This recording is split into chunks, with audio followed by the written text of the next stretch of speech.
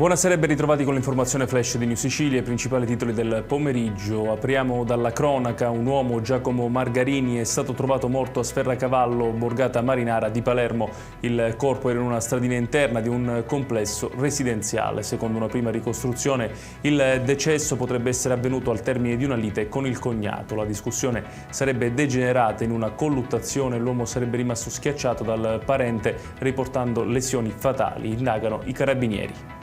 Sempre a Palermo è stato convalidato il fermo ed è stata disposta la custodia cautelare in carcere per Francesco Cusumano, il 38enne accusato dell'omicidio del coinquilino Francesco Spataro, avvenuto il 5 luglio scorso in un appartamento di Via Sampolo. Durante l'interrogatorio di garanzia, l'indagato si è avvalso della facoltà di non rispondere. Il GIP ha eliminato l'aggravante dei futili motivi.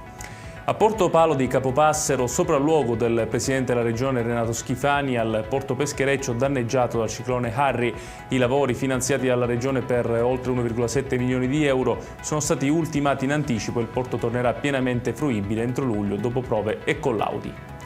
Consegnato il nuovo polo della giustizia minorile a Catania, ospitato nell'Educantato Regina Elena, la struttura riunirà Tribunale per i minorenni, Procura minorile e Centro di prima accoglienza. Per il sottosegretario alla giustizia Andrea Ostellari si tratta di un presidio fondamentale di legalità, prevenzione e recupero per i giovani e le loro famiglie.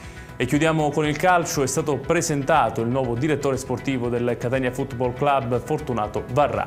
La linea indicata è chiara: squadra più giovane, gioco aggressivo e mercato competitivo. Varrà, rispondendo alle domande dei giornalisti in conferenza stampa, ha spiegato che nessuno è incedibile e chi vuole restare a Catania dovrà lottare per la maglia. Ed è tutto per questa edizione. Tutti i dettagli su queste notizie li trovate come sempre sul nostro sito www.newsicilia.it. Grazie per averci seguito e buon proseguimento di serata.